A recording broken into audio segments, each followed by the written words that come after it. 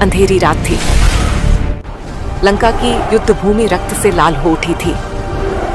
आकाश में धुएं की परत छाई थी।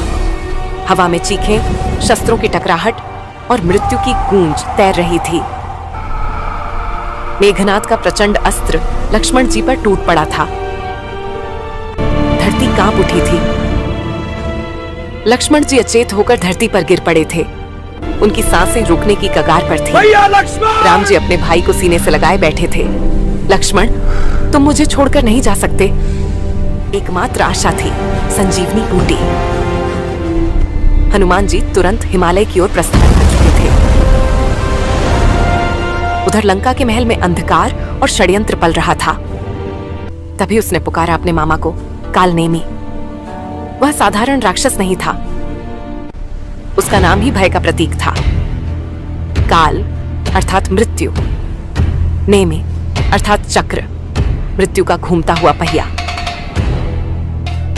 एक ऐसा राक्षस जो छल, माया और भ्रम का महारथी था। रावण ने आदेश दिया, हनुमान को रोक दो, संजीवनी नहीं पहुंचनी चाहिए। कालनेमी की आंखों में लालच और क्रूरता की ज्वाला भड़क उठी। हनुमान जी आकाश को चीरते हुए आगे बढ़ रहे थे। उनकी गति से पवन भी पीछे छूट रहा था। तभी मार्ग में एक शांत दिव्य आश्रम दिखाई दिया। फूलों की सुगंध, झील का निर्मल जल और एक तपस्वी गहन ध्यान में लीन। पर यह तपस्वी सत्य नहीं था, यह कालनेमी का मायावी वेश था।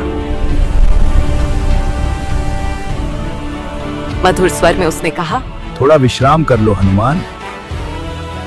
हे पवन सुत, इस पवित्र जल में स्नान कर लीजिए।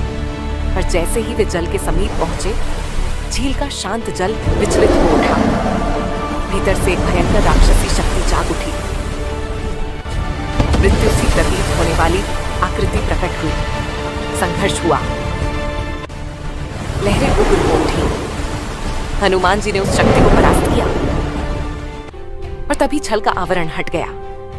सत्य प्रकट हो चुका था। कालनेमी का वास्तविक रूप सामने था। क्रूर, भयावह, अहंकार से भरा हुआ। अब कोई भ्रम नहीं बचा था। अब यह युद्ध था। माया बनाम भक्ति, अहंकार बनाम धर्म। हनुमान जी का प्रहार वज्र समान पड़ा।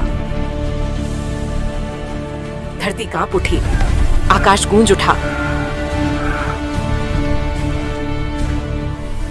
और मृत्यु के चक्र कालनेमी का अंत हो गया।